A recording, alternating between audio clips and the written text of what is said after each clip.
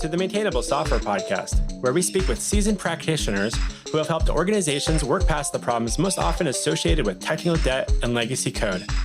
I'm your host, Robby Russell. On this episode, we are joined by Morgan Senkal, who is currently a software architect at Toad, a software development agency based in Portland, Oregon, my hometown. Morgan Senkal, glad to have you join us. Hi, Robby. How you doing? Doing great.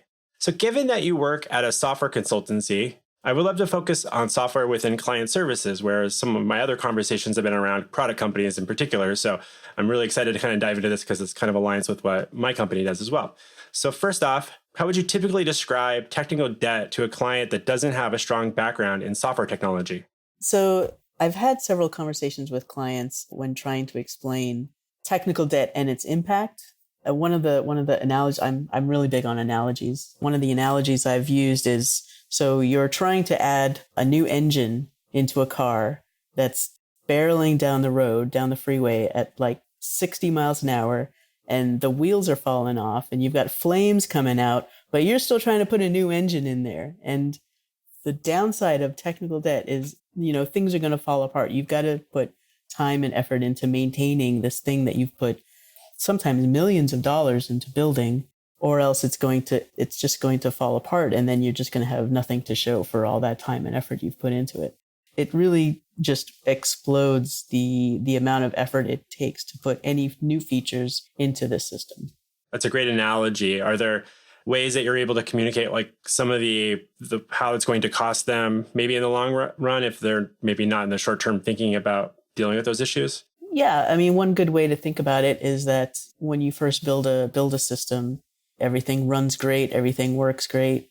Ideally, you've put monitoring in place to monitor the fact that it continues to operate at that high level that you expect. But you really want to plan for continued maintenance and refactoring and addressing of technical debt on an ongoing basis. It's sort of like, house insurance. You pay for that every month. This is like ensuring that your application is going to be well performing 5, even 10, 15 years from now. Sure. Have you noticed any patterns on projects that were previously developed before you come into maybe even projects that you've been part of the start through the long-term part of that development of that project? Any patterns in terms of what sort of factors might be leading to maybe a scenario where a software code base has too much technical debt? I find that a lot of projects that develop technical debt faster than others are ones that are where they're developed extremely fast. We're like, we need to get from point A to point B in a matter of a couple of months, and we don't have time to deal with any of the quote unquote nice to haves, which is great at the time, but you really need to stop and go back and fix those things. One thing that I often see drops off really quickly is building a comprehensive test framework, a good tests to test the code that you're writing. And then, you go 1 year, 2 years, 3 years down the road and you're making functional changes to that code and you have no idea what the impact is because you don't have those tests to say, hey, it's really great that you added this feature over here, but this feature actually broke this older feature that nobody's looked at in 6 months. Right. So, in those kind of rapid projects in our industry, we talk a lot about getting that MVP out the door. Is it those types of scenarios where you often see that you get the minimum viable thing, but they're trying to test maybe a hypothesis that this is going to be a worthwhile investment long term? So do you feel like it's a good trade-off early on, or do you feel like companies don't actually end up dealing with that scenario often enough? I've found that it spans the gamut, right? You've got some companies who understand that, we launched this thing in like 3 months and it's got a lot of, skeletons in the closet already, but we need to stop and clear out those skeletons before we really go much further. And they'll invest in addressing that technical debt because it's like, if we go back to the tried and true house analogy, it's like building a good foundation for you to build this house on. The first 6 months of code that you write is the foundation for the rest of the house that you're going to build on top of it. But then there's some situations where they're like, we've got our MVP. Now we want to add this and this and this and this and this. And you're like, whoa, we're going to get to that car screaming down the road scenario real fast. We'll figure it out when we get there, right? It seems to be a common thing that at least I've experienced. It's just, now it's an MVP 2.0 or something we're working towards, or we can always come back and rewrite it because it only took us 3 months the first time. And so it's like, I think you get that idea that, well, maybe it's only, you could just replace it in 3 months. But I don't think that never really seems to happen. Typically just keep compiling the problems. How do you typically work with your clients when it comes to prioritizing those lingering issues that kind of collect? One of the things that's worked in the past, once you sort of get them to understand the value of addressing that technical debt, is, we'll work in a fairly agile environment where we've got, 2-week sprints and we're meeting with the client every 2 weeks to go through backlog grooming and prioritization. You've got your epics, which are large chunks of functionality. And one of the epics that we'll start as a development team building is a quality epic or a stabilization epic. We'll start adding those tickets in for work that really needs to be focused on addressing the technical debt and removing it. And then always sort of like pushing for pulling in 1 or 2 of those tickets in every sprint until you get to like a stable situation. Did those, like you mentioned, use the words quality and stabilization. Do you feel like those were terms that you've seen used a lot in the industry, or those things that you've kind of learned that will resonate a bit more with clients? We're like, hey, we're taking care of the quality of the code base or making sure things are stable versus we're dealing with some BS that someone left behind. We haven't gotten around to touching it in a while, or refactoring it or replacing or something like that. Oh, yeah. A lot of times it's definitely, you use the words that will help the client understand the value. Quality is always something that you're like, well, we want to ship a quality product for you, right? So these are the things we need to do in order to do that. Do you find much pushback using that kind of language, or is it typically, do you feel like that's been a useful sales tactic, I think, from at least selling your idea or trying to get those things prioritized? And I just think that's interesting, because I think that can be, I think that's oftentimes one of the problems that developers deal with, is that they don't know how to talk about these things from the client's perspective to get what they want. And I think more often than not, most clients probably aren't saying, just cut a bunch of corners to get this project done. They're probably like, no, we want quality too. Like nobody says no quality, or don't test my thing, or what can you fit in the timeline? Yeah, I found it to be useful with the clients that I've had to explain this to in the past. Sometimes you do have to turn into a bit of a broken record. Like in the case of the situation where you're rushing to get to market, so you're delivering an MVP. After that MVP launch, you're like, okay, so we need to go back and address the shortcuts that we had to take in order to get into MVP to market in time. We need to go back and address those in the interest of quality and building a quality product and a stable platform. So just repeating those things over and over again, it eventually sinks in. I've seen good success with that. That's great. So if we take a quick step back, what types of projects does Meadow Toad typically focus on? And what types of projects do you personally get kind of brought in to assist with? Currently, we're focusing a lot on data analytics projects. A lot of I'm not sure if you're asking about Stack, but we do everything from C# to Python, a lot of AWS. We're using AWS a lot. So a lot of Python lambdas and super, super fun stuff to work on. And are you typically working on existing code bases, or kind of building a lot of new things at this point? Right now, we don't really have a lot of legacy clients. Currently, we're working on a lot of systems that we've started. We're pretty greenfield. We do still occasionally get legacy things coming in, but not currently at the moment. With some of those client projects, do they have their own developers sometimes that you're working with? Occasionally, yeah. That's they sometimes have like contract or in-house development that we have to coordinate with. So at Meadow Toad, are there many processes that you've experimented with in terms of maintaining and keeping on top of some of this technical debt and things that you want to take care of, improving the quality of the source code over time, but maybe haven't adopted? Like maybe you experiment. Let me retry that question, because it didn't quite come out the way I wanted to. Have there been many processes that your team has experimented with, but didn't eventually actually start adopting, that maybe you learned from other industry folks? That's a good question. Let me think about that for a moment. I know that we've implemented a lot of processes as far as testing and CI/CD go, with the express intent to keep the technical debt at a manageable level. And those have been pretty successful. We use a codicy for code linting, and we've got all of our tests integrated into our CI process, so they get run with every build.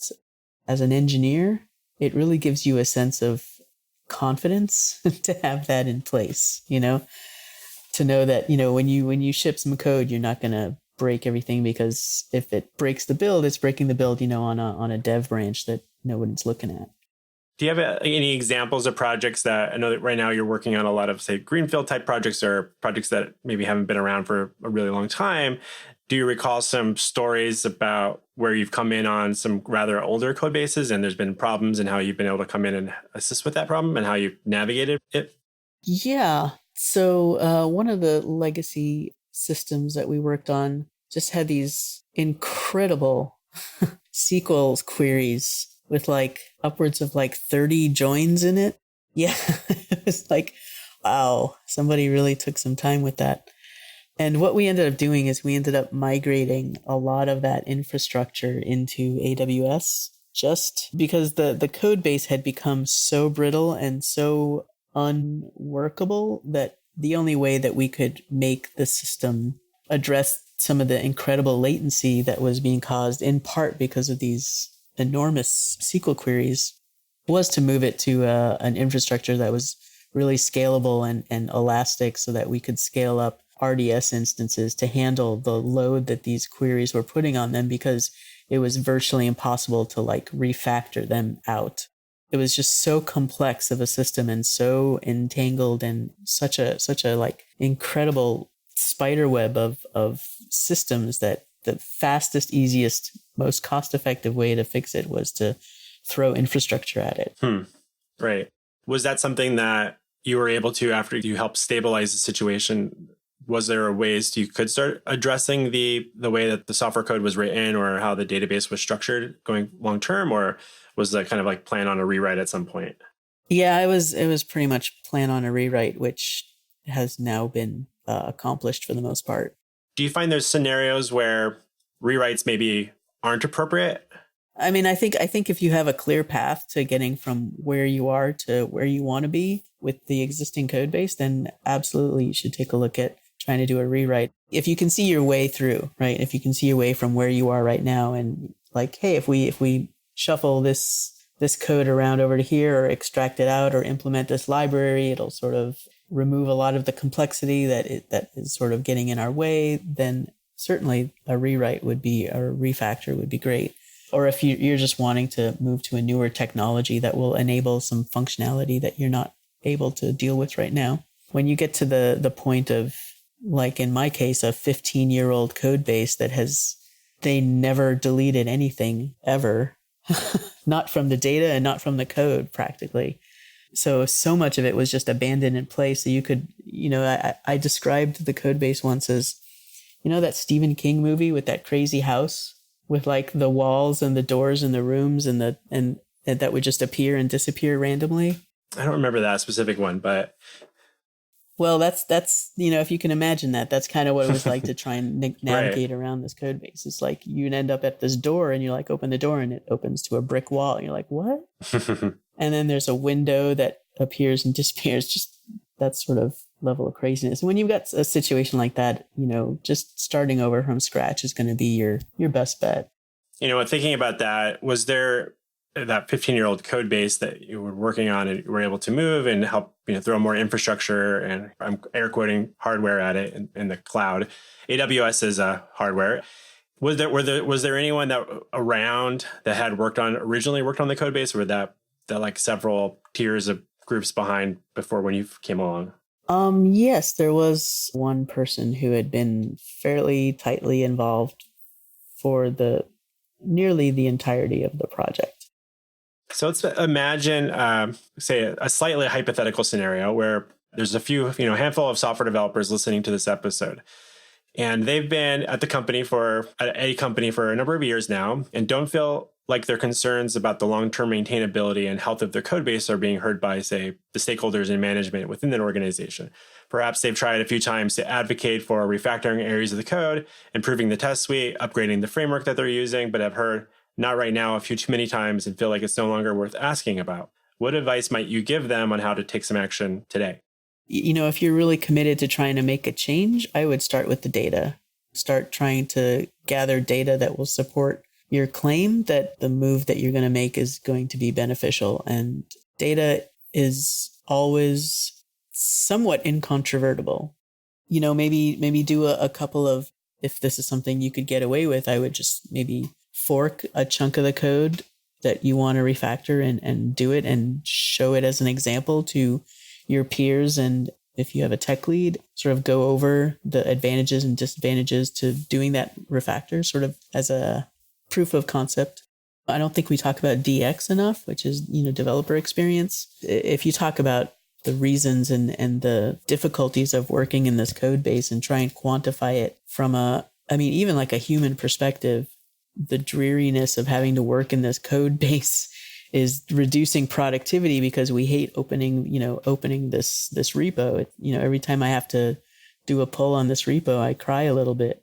It's really making my life not happy. Just talking about that is really helpful and useful, because then if you start talking about it, your fellow engineers are going to be, wow, yeah, I totally agree. Maybe we should gather this information and present it to the people in charge and say, hey, we're really unhappy and here's why. Right. And when you touched on data that could be useful in those conversations, do you have some tangible examples of the types of metrics you might be able to pull together typically about a code base? I know there's ways that we can visualize the code base and all the different connections that are involved. And I find that visual reports have a lot of impact.